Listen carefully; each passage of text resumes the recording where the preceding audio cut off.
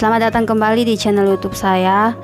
Karena ada beberapa permintaan untuk membuatkan atau memberikan contoh aplikasi teori konsekuensi fungsional langsung pada contoh kasus.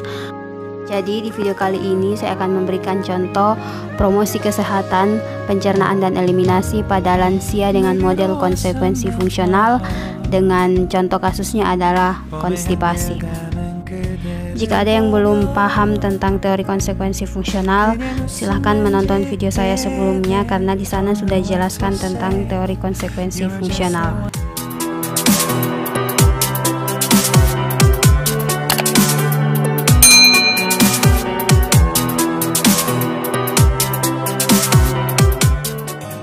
Baik, segera kita mulai untuk pengkajian pada konstipasi yang dapat kita temukan pada faktor terkait usia. Yang pertama adalah penurunan sekresi saliva, kemudian melemahnya kontraksi usus, kemudian penurunan jumlah gigi atau berkurangnya jumlah gigi, kemudian penurunan produksi mukus di usus besar atau di kolon, dan yang terakhir kegagalan koordinasi anorektal dan hipertonitas paradoks pada sfinkter ani. Kemudian yang dapat kita temukan pada faktor risiko, yang pertama adalah kurangnya intake makanan yang berserat, kemudian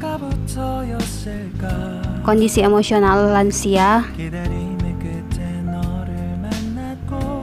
selanjutnya efek samping obat-obatan yang mungkin sedang dikonsumsi oleh lansia, kemudian defekasi yang tidak efektif, penggunaan toilet misalnya atau posisi duduk, kemudian konstipasi sekunder atau konstipasi yang disebabkan oleh penyakit lain seperti ileus obstruksi. Jadi dari kedua faktor tadi, yaitu faktor terkait usia dan faktor risiko, maka akan muncul masalah yang dikenal dengan nama konsekuensi fungsional negatif, dalam hal ini konstipasi. Setelah menemukan masalah atau diagnosa, maka yang perlu kita lakukan selanjutnya adalah mencari intervensi.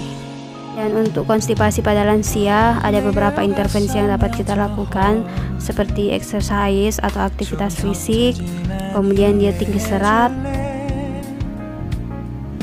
intake cairan yang adekuat, pemberian laksatif, dan uplanasi. Mungkin uplanasi masih cukup asing di telinga teman-teman. Jadi uplanasi adalah urut perut dan latihan eliminasi atau masase abdomen dan toilet training, yang nanti akan ada sesi khusus. Saya akan menjelaskan uplanasi itu seperti apa. Kebetulan jurnalnya baru akan terbit pada akhir bulan ini. Setelah intervensi, maka diharapkan akan ada perbaikan yang dikenal dengan nama konsekuensi fungsional positif. Dalam hal ini konstipasi berkurang atau lansia bebas dari konstipasi. Bahkan jika karena konstipasi lansia bisa mengalami penurunan kualitas hidup, diharapkan setelah intervensi kualitas hidup lansia dapat meningkat. Nah, seperti inilah bagan atau hasil akhir dari promosi kesehatan, pencernaan dan eliminasi pada lansia dengan model konsekuensi fungsional. Oke, demikian untuk video kali ini. Sekian dari saya, semoga bermanfaat dan terima kasih sudah meluangkan waktu untuk menonton video ini.